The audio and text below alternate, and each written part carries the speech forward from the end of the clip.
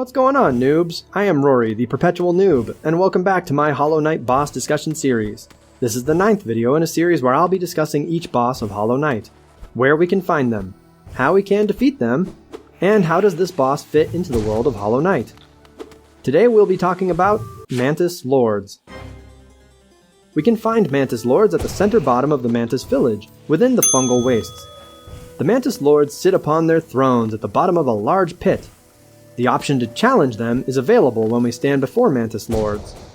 If we try to walk past them and out of the Mantis Village to the left, the door slams shut, seemingly at the command of one of the Lords. Mantis Lords is an optional boss fight because we can access the area on the other side of the door through other paths.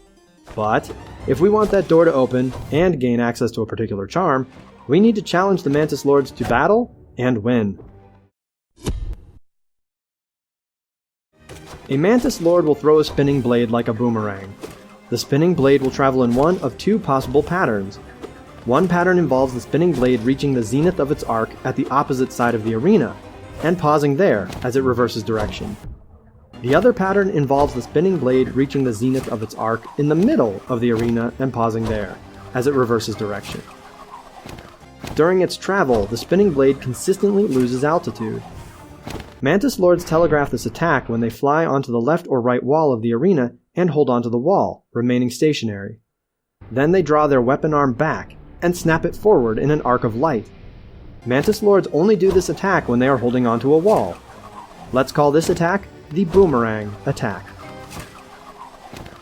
A Mantis Lord will charge across the arena, leading with their spear. This attack covers the entirety of the ground of the arena. Mantis Lords telegraph this attack when they drop onto either the left or right side of the arena floor. Then they stand up and lean back, raising their spear up and bringing it parallel to the ground before launching themselves forward to stab us. Mantis Lords only do this attack when they are on the ground. Let's call this attack the dash attack. A Mantis Lord will appear overhead and drop down on us with their spear. Mantis Lords will appear directly above where we are, but when they drop straight down. Mantis Lords telegraph this attack when they appear directly above us, high in the air. They'll remain in the air for a short period of time while they draw their spear back and point it straight down. Then they quickly fly towards the ground to stab us. Mantis Lords only do this attack when they are in the air. Let's call this attack the drop attack. Mantis Lords are unique bosses amongst the bosses of Hollow Knight. We have to directly interact with them to initiate the fight. We can't just bop them on the head. The fight happens in phases, unlike any other. The first phase involves us fighting one Mantis Lord. This Mantis Lord has a little more health than the other two. The next phase doesn't start until this first Lord is defeated and returned to their throne. Then we fight the last two Mantis Lords simultaneously. Each Mantis Lord has their own health and is defeated individually. And each Mantis Lord attack has its own unique starting point within the arena, unlike most bosses whose attacks can be initiated from anywhere in their battleground. Mantis Lords are very quick. They essentially are so fast they almost teleport around the arena. Mantis Lords balance out their extreme speed by having such a limited moveset. After learning their 3 attacks, also known as getting hit by them, I quickly figured out how to mitigate them, making the fight much less intimidating. I learned that I could jump over the dash attack and get some hits in with downward slashes. I learned that I could walk left or right of the drop attack and score a few hits after the Mantis Lord lands. I never quite figured out how to land hits on a Mantis Lord before, during, or after a boomerang attack, because why use my soul for anything but healing? This fight did get a little trickier in the second phase when fighting 2 Mantis Lords at once. Their moves are still the same, but with 2 attacks happening nearly simultaneously, I needed to adjust my timing. However, once one of those Mantis Lords was defeated, the last one pretty much didn't stand a chance because by then I had been conditioned to deal with everything Mantis Lords could throw at me. My equipped charms were Wayward Compass, Quick Focus, Grub Song, and Dream Wielder. Wayward Compass is totally useless in a boss fight, but I didn't know I'd find a boss, so I had it equipped to help keep track of where I was on the ever-expanding map of Hallow Nest. Without the Quick Focus charm, I would have been hosed. When would I heal? I'm guessing never. though the wiki says you can heal without quick focus during the boomerang attack. The good old Grub Song charm kept me full of soul for that very necessary healing, since Grub Song gives me soul whenever I take damage. And Dream Wielder. Its in-game text states that the charm allows us to charge the Dream Nail faster and collect more soul when striking foes. I did not realize this charm only increases the amount of soul gained by the Dream Nail, not the regular nail, the one I love to bop enemies on the head with.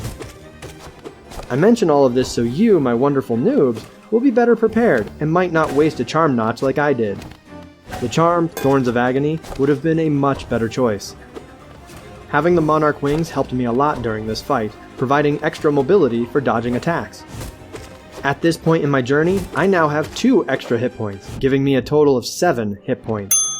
If you thought I was aggressive with 6 hit points, I get even crazier with 7, because against any enemies that do only 1 hit point worth of damage, I just assume I'll be fine and I can heal that later.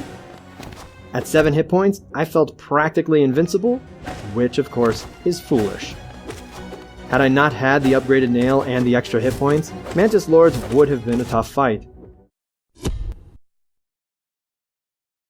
We're getting to the point in our Hollow Knight journey where we can find the empowered versions of our spells. These versions have different names. Vengeful Spirit is empowered into Shade Soul, Desolate Dive is empowered into Descending Dark, and Howling Wraiths is empowered into Abyss Shriek. For the sake of these videos, I will continue to use the original spells' names, because the spell's function is what matters for these discussions. The Vengeful Spirit spell is a good option for dealing damage when a Mantis Lord is performing the boomerang attack. The Desolate Dive spell is a good way to get in some solid damage after a Mantis Lord uses the dash or drop attacks. If you're planning on using spells, the Shaman Stone and Spell Twister charms are very useful. You can use the Mantis Claw as an alternative method to avoiding the dash attack by grabbing onto the walls. The Mantis Claw can be found in the top left of the Mantis Village. You will need the Mothwing Cloak to get it. The Nail Art Great Slash is always a solid damage option, and the Nail Master's Glory Charm helps make it that much quicker and viable to use. Upgrading the Mothwing Cloak ability to the Shade Cloak is a solid option. The Shade Cloak is found at the bottom right of the Abyss, and it grants us the ability to safely dash through enemies and their attacks. This would make us safe for nearly the whole Mantis Lords fight. Don't forget to upgrade your nail at the Nailsmith. Even our friend Quirrell recommends doing that before fighting Mantis Lords. Keep finding more charms and charm notches, and collect mask shards to gain more hit points. Please see the Soulmaster video for a more in-depth general discussion about playstyles and charm combinations.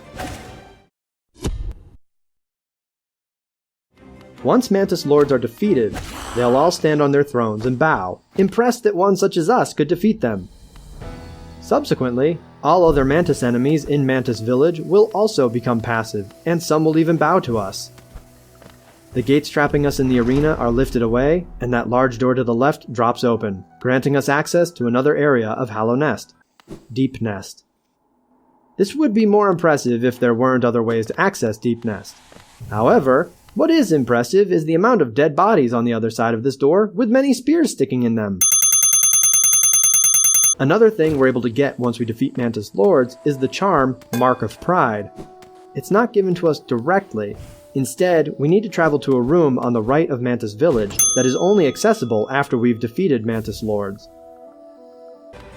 So who are Mantis Lords? From the Hunter's notes, leaders of the Mantis tribe and its finest warriors. They bear thin nail lances and attack with blinding speed. The Hunter continues on to discuss that the Mantis tribe did not get along with the other bugs of Hallow Nest, but they are the ones who outlasted everyone else. It's also stated on a tablet found in Mantis Village that the Mantis tribe was tasked with keeping the beasts of Deep Nest out of Hallow Nest. The scene we find on the other side of that large door certainly supports this, but it really raises more questions for me. The biggest question? Who tasked the Mantis tribe with guarding against Deep Nest, and why? Why Deep Nest specifically? Nearly every area in Hallow Nest is full of scary and violent creatures. This question goes even unanswered by the Hollow Knight wiki. I think it was Hera herself. Hera appears to be the ruler/leader of Deep Nest, and she is one of the 3 dreamers keeping the infection sealed away in the Black Egg. She knew that once she went to sleep, the denizens of Deep Nest would revert to their wild selves and become aggressive towards everything, so she asked the Mantis Lords to remain vigilant to ensure that nothing would happen to the Black Egg. That's it for our boss discussion about Mantis Lords.